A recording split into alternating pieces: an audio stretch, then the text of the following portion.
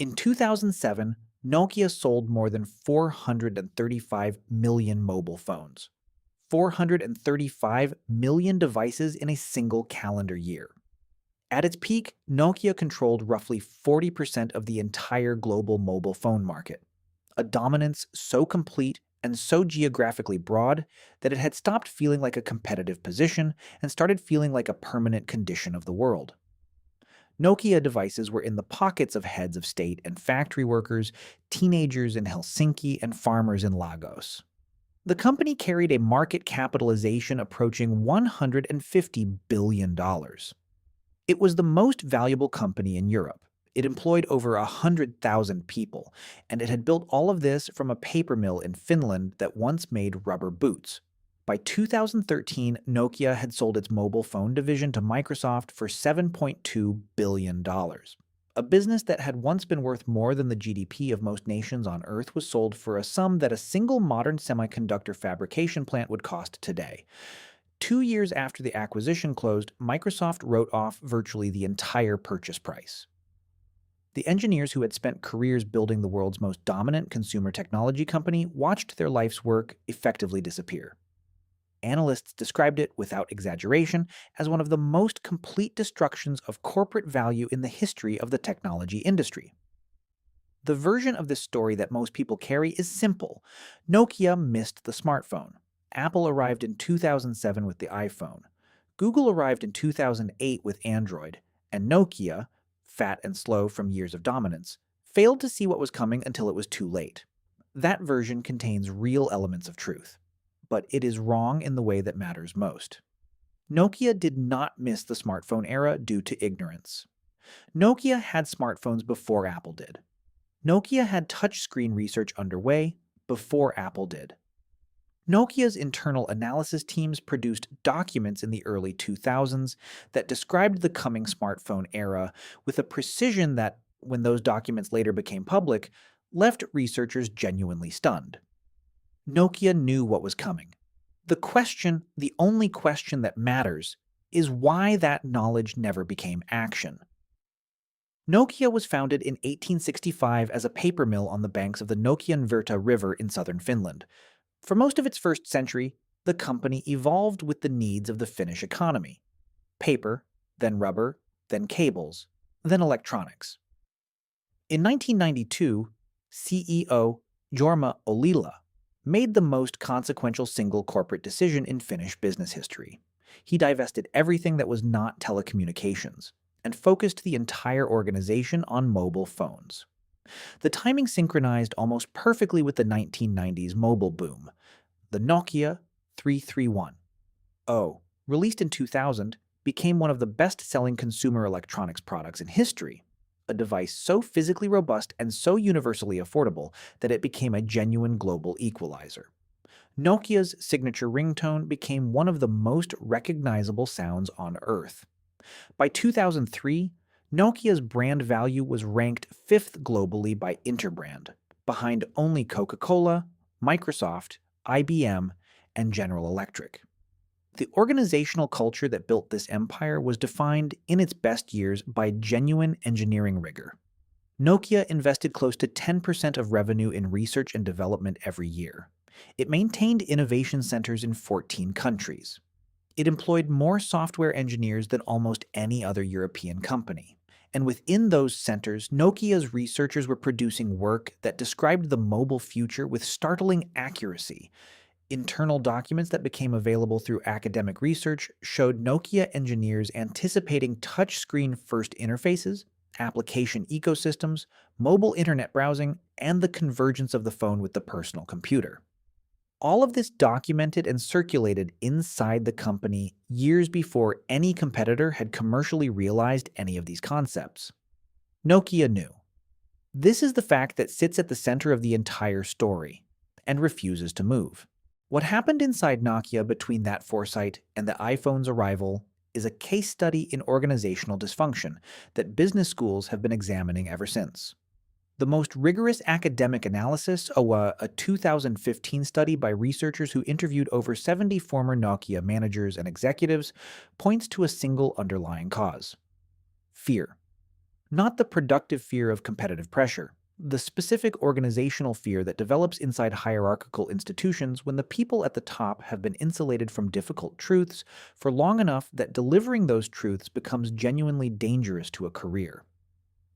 Nokia's extraordinary commercial success through the late 1990s and early 2000s had produced, as extraordinary success often does, a management culture increasingly organized around protecting the emotional comfort of senior leadership. Middle managers who identified problems with products, timelines, or strategic direction learned through observation of what happened to colleagues who escalated those problems. That honest negative assessment was professionally dangerous. The appropriate internal response to a problem was to manage it, soften it in presentation, find data that supported the preferred narrative, and wait. By the time problems became undeniable at Nokia, they had typically been developing for years inside an organization that had been systematically prevented from seeing them clearly.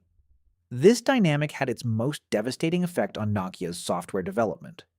The hardware capabilities of Nokia's devices were, in many respects, genuinely competitive with what Apple was developing.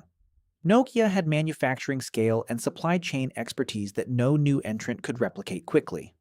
What Nokia could not produce was software that matched the experience those hardware capabilities required. The Symbian operating system had been designed for a previous generation of mobile computing. Small screens, physical keyboards, a limited set of functions. For the touchscreen internet era that Nokia's own engineers had accurately predicted, it was fundamentally unsuited. Rebuilding Symbian required an honest institutional reckoning with the gap between what the platform could do and what the market was about to demand. That reckoning required exactly the kind of internal communication that Nokia's fear culture had spent years making professionally dangerous. Engineers who reported the truth about Symbian's limitations were not given authority to address those limitations. They were managed. Their assessments were reframed. The timelines were adjusted. The underlying reality remained unchanged. When Steve Jobs walked onto a stage in San Francisco in January 2007 and held up the original iPhone, the internal reaction at Nokia was not, by the accounts of people who were there, primarily fear. It was dismissal. The device was criticized for its lack of a physical keyboard, its limited battery life, its inability to send picture messages. Nokia executives expressed public confidence that their existing product portfolio was more than adequate to meet the competitive challenge. That confidence was not entirely performative. There were genuine technical grounds on which Nokia's devices outspecified the original iPhone in several categories. What the critics inside Nokia who understood software recognized immediately was that the iPhone was not a better phone in the way Nokia understood phones.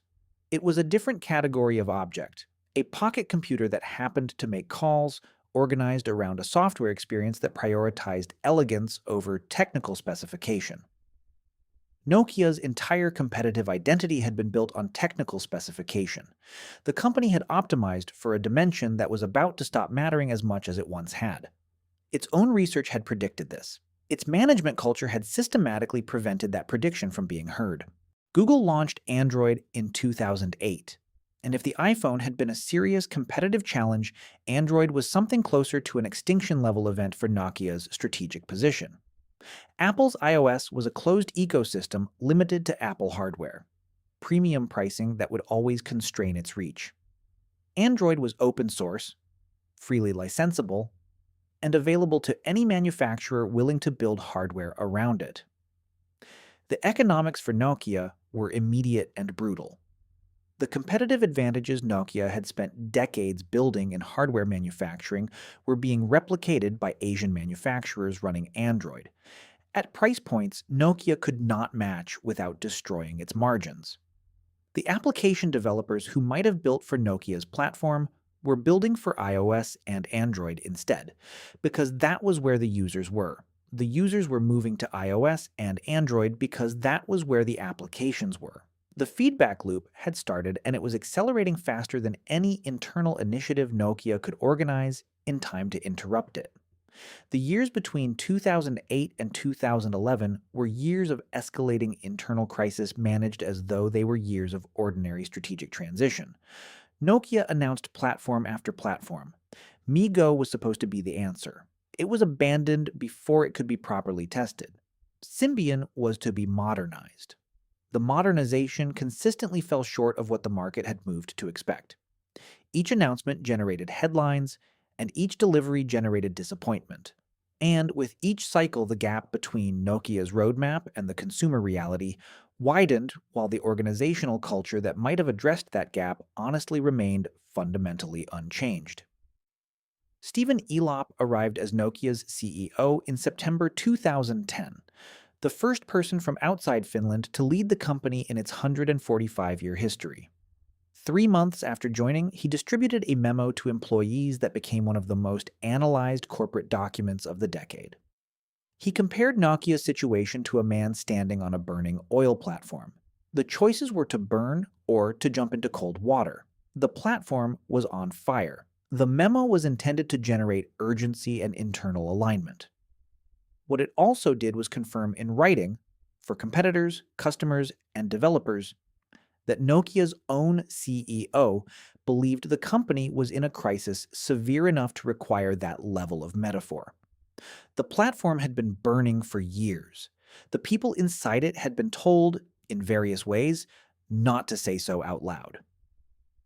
In February 2011, Ilop announced that Nokia would abandon Symbian and align with Windows Phone as its primary smartphone platform. The rationale was differentiation. In a world where the premium segment was owned by Apple and the broad middle was being absorbed by Android, Nokia needed a third path. The announcement was received poorly by the market almost immediately. Nokia's stock fell sharply. Developers who had been investing in Symbian reduced that investment overnight. Consumers considering Nokia smartphones deferred purchases. Carriers began hedging toward Android. The transition had been announced in a way that immediately undermined everything Nokia was currently selling without yet providing anything to replace it. In the mobile industry, where consumer decisions happen in months and carrier relationships reset annually, a multi-year platform transition is not a recovery strategy.